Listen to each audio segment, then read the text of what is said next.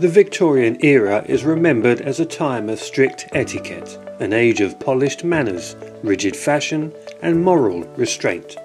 But in the 19th century, in an age obsessed with propriety, many Victorians were quietly marking their bodies with permanent ink. This is the story of tattoos in the Victorian era, who wore them, why they mattered, and why so many of them were kept secret.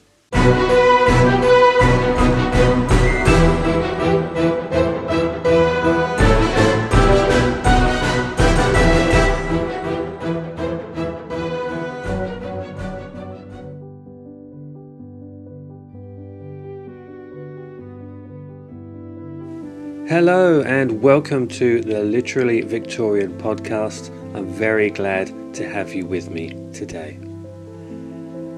When we imagine the Victorian era, we often think of rigid etiquette, corsets drawn tight, top hats and crinolines, a world that prided itself on a veneer of dignity and restraint.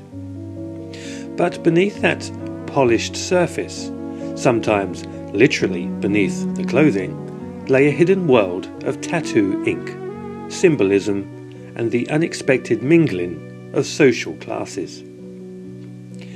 Tattoos in the Victorian era were not merely decoration. They were statements of identity, rebellion, memory, and sometimes shame. And perhaps the most surprising of all, some of the most heavily tattooed individuals in Victorian society were not rebellious punks or criminals, but royalty. To understand this story, we need to go back to the sea. During the 18th and 19th centuries, the British Empire expanded across the globe, using the ocean as its highway. Sailors travelled to places most Victorian citizens could scarcely imagine. And in the South Pacific, in Polynesia, Samoa and New Zealand, they encountered richly tattooed bodies, living canvases whose designs were tied to lineage, honour and sacred ritual. English sailors were fascinated. Many took tattoos home with them. By the early Victorian period, it was already common for a British sailor to bear ink, an anchor for safe return, a swallow to mark nautical miles travelled, a cross to protect the body from being dissected after death.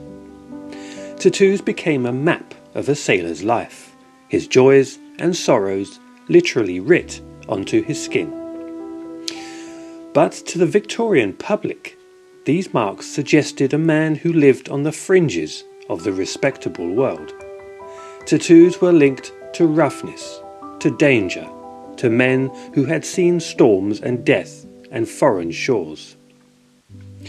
Yet fascination simmered beneath the disapproval, and this curiosity would soon climb the social ladder. In 1862, the Prince of Wales, later King Edward VII, travelled to Jerusalem. During the trip, he received a tattoo, a small cross on his arm, made by a local tattooist. For Victorian society, this was astonishing. The future King of England marked permanently, and by a foreign working man? But the prince's attitude was quite casual. He reportedly said it was simply a token of pilgrimage. Years later, his son, the Duke of Clarence, received a large dragon tattoo in Japan. Another royal cousin was tattooed in the Middle East. One duke, one prince, one king after another, ink began flowing through the veins of Europe's aristocracy. Suddenly, tattooing was not just for sailors. It was an exotic souvenir, a sign that you had travelled, lived, seen. High society took notice. Wealthy Victorian gentlemen, ever eager to display sophistication and global experience, began seeking tattoos of their own. Tattooing moved from the docksides and ship berths into fashionable parlours lit by oil lamps and velvet curtains. But fashion only tells part of the story. Tattoos among Victorian women existed quietly, almost invisibly. Women who were tattooed typically did so in places never meant to be seen in polite company. Beneath sleeves, beneath chemises, beneath corsets. A small flower, a lover's initials, a cross placed close to the heart. These were intimate markings of identity in a society that tightly controlled female bodies. For some women, a tattoo may have been thrilling, a private act of autonomy when so little of their lives was their own. But there was another group of heavily tattooed Victorian women who were not hiding at all. Those who appeared in circus and sideshow exhibitions. One of the most famous was Nora Hildebrand, often advertised as the first tattooed lady of America during the 1880s. Her entire body was covered in elaborate patterns. To audiences, she was shocking, exotic, almost unbelievable. Yet the sensational story of her tattoos, that she had been held hostage by Native Americans who forcibly tattooed her, was almost certainly manufactured by her showman.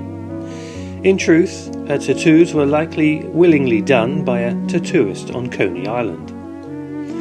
The Victorian fascination with tattooed women blurred the lines between curiosity, desire, fear, and spectacle. Tattoos challenged the idea of the pure, untouched, modest female body, and the public was mesmerized. By the late Victorian period, tattooing in Britain had become highly skilled.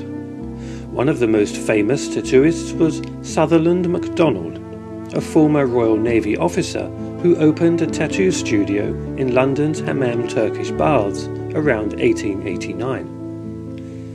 MacDonald had become the tattooist of choice for the upper classes. He was refined, discreet, and technically exceptional. He blended Japanese, Polynesian, and European art styles with an elegance that appealed to the wealthy. His studio was quiet, private, clean, a world away from the tattoo dens of the docks. Customers entered through a side door so they would not be seen. Tattooing had become a kind of Victorian secret art. And then, in 1891, everything changed. Samuel O'Reilly, an Irish-American tattooist living in New York, patented the first electric tattoo machine. Suddenly, tattooing became faster, less painful, and more affordable. This was the turning point. The tattoo left the salon and returned to the streets.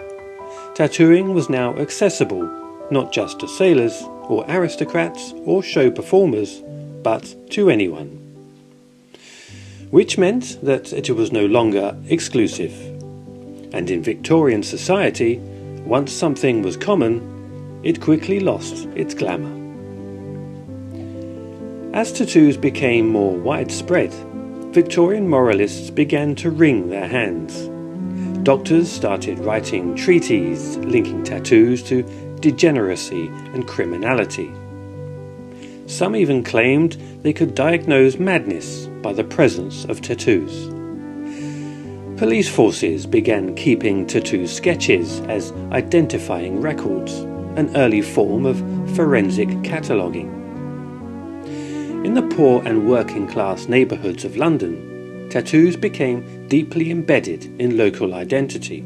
Gang markings, loyalty symbols, names of sweethearts. But to upper society, these were interpreted as signs of low character. The same aristocrats who just decades earlier had proudly displayed dragons and crosses now covered them under gloves and sleeves.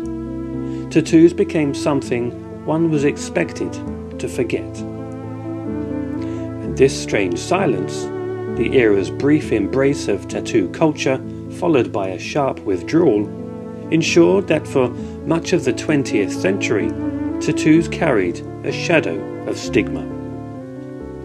Yet beneath that stigma remained something ancient and profoundly human. Victorian tattoos revealed truths the era desperately tried to hide. That people, high-born and low, longed to mark love and loss. That they carried grief and devotion on their skin. That even under the strictest social codes, individuals sought ways to declare themselves. A sailor's swallow traced across the breastbone was not rebellion, it was hope. A hidden rose above a woman's hip was not scandal, it was selfhood. A prince's dragon coiled across his arm was not impropriety, it was memory. Tattoos were the Victorian soul made visible. For a culture that prized control, the ink beneath the clothing pulsed with something raw, personal and honest. A mark that said, I have lived, I have felt, I have chosen.